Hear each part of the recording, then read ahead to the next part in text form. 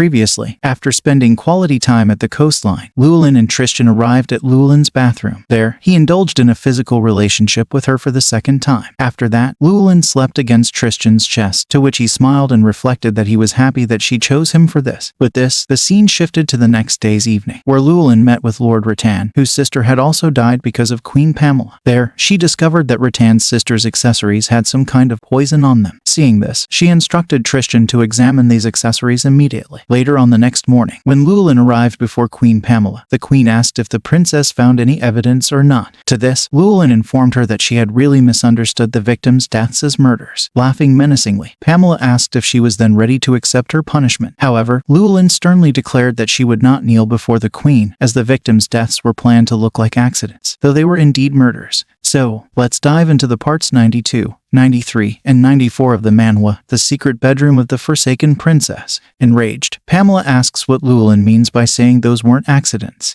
and if she's telling some ridiculous story to try to get things under control. To this, Lewellyn begins explaining that silk from Thessaly has a beautiful color and luster. Perplexed, the nobility wonders what Thessalian silk has to do with the deaths. Lewellyn further reminds them that this silk is currently unavailable in Brigent because Brigent already cut its ties with the Thessalian kingdom. Hence, it has now become a precious material that can only be obtained on the black market. Pissed, Pamela demands to know what that has to do with the deaths, instructing Lewellyn to get to the point. Lewellyn then showcases a piece of cloth and asks how this fabric was dyed. Shouting, she adds that this is a part of Elodie's purple dress, who died suddenly at the banquet party. And despite being a noble, Elodie couldn't afford to pay a huge amount of money to have a dress tailored in this fabric. Lewellyn then instructs Tristan to bring a particular plant as evidence. Complying, he places the plant in front of the nobility, and they identify it as the Skyndapsus plant from the main palace garden. Placing the Thessalian fabric on the plant, Lewellyn explains that if you drape the fabric over the plant and wet it with water over a period of time, the dyed fabric will turn the plant's leaves into its now purple color. Instantly, the plant withers. Seeing this, a commotion erupts among the nobility. After revealing that the silk is poisoned, Lewellyn declares that it wasn't made in Thessaly. Moreover, the dye is a very toxic substance used as a herbicide, and this silk was dyed with a dangerous element, arsenic. Lewellyn explains that arsenic is easily absorbed into fibers and is useful. It's not just Elodie's dress they found, but this box also contains accessories used by Rattan's sister that have the same poison,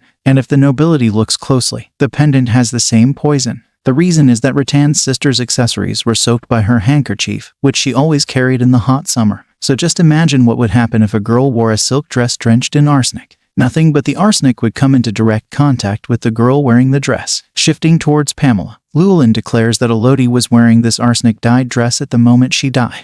With a predatory gaze, Lewellyn notes that Pamela was also wearing the same dress at the banquet. Smirking lightly, Pamela asks what Lewellyn is trying to say. Lewellyn remarks that Pamela is the idol of noble ladies, especially those young ladies who have just entered royal society and want to buy and wear purple-dyed dresses. But there are girls like Elodie who can't afford dresses tailored in Thessalian silk. Therefore, Elodie opted to buy one from the black market, soaked in arsenic silk, just to ensure her newly noble family didn't fall into debt. Unable to control her composure after hearing Lewellyn's words, Pamela angrily asks if Lewellyn is trying to say that she's the one responsible for creating the trend of wearing arsenic-dyed dresses. Observing Pamela's reaction to the evidence, Lewellyn wonders if Pamela truly wasn't involved in the murders. To be on the safe side, Lewellyn reflects that rather than attacking rashly, she must step back and set a trap. Suddenly, Celine arrives and asks why the arsenic-dyed dress didn't kill all the noble ladies. Directing an unpleased gaze at Celine, Lewellyn causes her to flinch heavily. Lewellyn clarifies that emerging nobles were provided with clothes dyed with arsenic. She continues explaining that when purple became a trend, the Red Knights tracked whether it was being distributed or sold.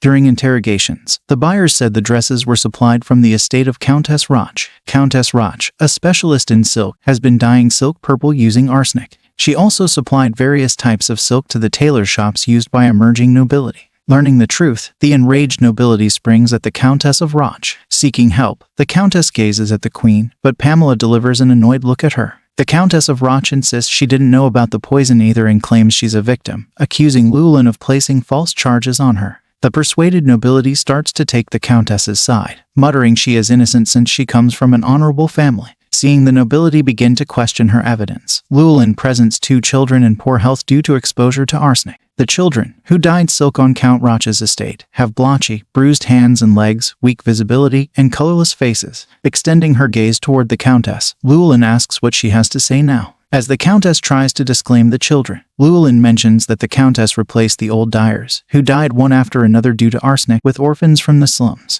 Doesn't that mean the Countess already knew about the arsenic's true nature? Realizing she can't escape, the Countess collapses to her knees, shaking with a terrified expression. The nobility begins criticizing the Queen for keeping a murderer beside her all this time. Lewellyn then gazes at the furious Pamela, reflecting that, despite this direct attack, no one would have dared to raise an issue like this. Moreover, the victims of the arsenic-dyed clothes weren't just young ladies. The factory dyers and merchants who distributed the fabric also suffered deaths. Llewellyn's piercing gaze focuses on Queen Pamela, declaring that these deliberate accidents were caused by human greed, and that's why she refused to kneel before the Queen earlier. And for Countess Roch, the mastermind behind these terrible murders, Lewellyn believes that the Queen will personally punish her. Shocked by Llewellyn's boldness, the noble ladies murmur, having expected the princess to be embarrassed but now acknowledging the big blow she dealt to the Queen. They remark that the princess would look more beautiful wearing the golden crow wing robe. Mesmerized by his sister's deed, King Bastian gazes at her with wide eyes and flushed cheeks. He reflects that he has been waiting for her to return to the confident princess she once was before her mother's death. And here she is, the fearless princess who carries out her duty just like a queen.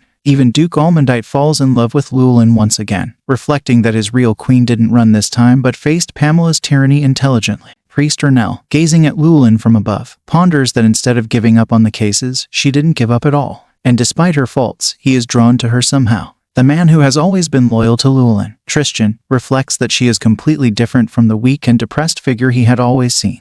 And if Lewellyn is that kind of woman, who wouldn't be attracted to her? Bowing before the Queen, Lewellyn states that she has presented all the evidence, and hence, she will take her leave. As she departs, the nobility remarks that the princess is destined to become the Queen of Brygen. The nobility also criticizes Pamela, questioning how she can rule an empire when she can't even manage the person next to her. Besides, the only royal person who is worthy of being royalty is Princess Lewellyn. Hearing the nobility's words, the heavily enraged Pamela glares at the departing Lewellyn. Dear viewers, apologies for the interruption. If you're genuinely enjoying the content on this channel, please consider hitting the subscribe icon with all notifications, since this little support of yours will help this creator continue delivering high-quality work to brighten your day. And take a moment at the end of the video to leave a comment, sharing your thoughts on the content. Your feedback means a lot. Now, let's not take up too much of your time and jump back into the story. After a few moments, Tristan is busy escorting Lewellyn.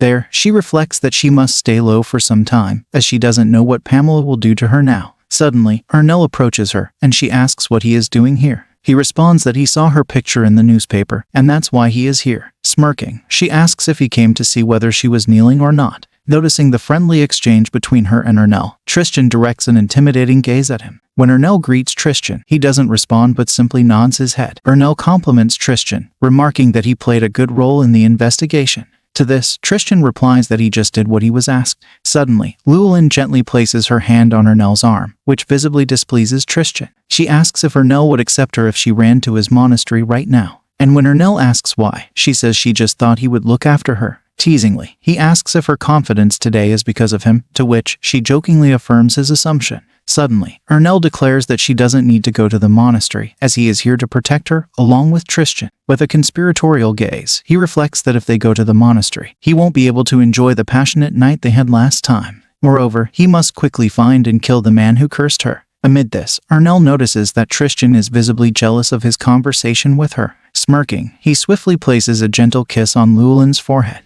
Springing back, he blesses her, saying, "God bless you until we meet again." After making his move, he casts a cold gaze at Tristan, who stands lifeless with a shocked look. And as Ernell gives a playful, demonic smile, Tristan's mood shifts to an annoyed one. After meeting with Ernell, Lewellyn heads to her bedroom, where Tristan swiftly asks if she is very close with the priest. Perplexed, she inquires why he is asking that, to which he mentions that Ernell also knows her secret about going to the monastery. Besides, it's the first time he has seen her smile like that. Lewellyn then wonders if she never smiled like that in front of Tristan, and if he is jealous of the way she was with Priest Ernell. not wanting to lie. She reveals that the reason she smiled like that was because Ernell is the most handsome man she has ever seen. This causes Tristan to freeze at a place. Plus, there's another reason, and that is, she wanted to be friendly with him. Lewellyn reflects that she also slept with him simply because he is handsome. Standing still, Tristan checks his jawline in the window's reflection to see if he is also handsome or not. As we wrap up today's segment, thank you for being with us until the very end.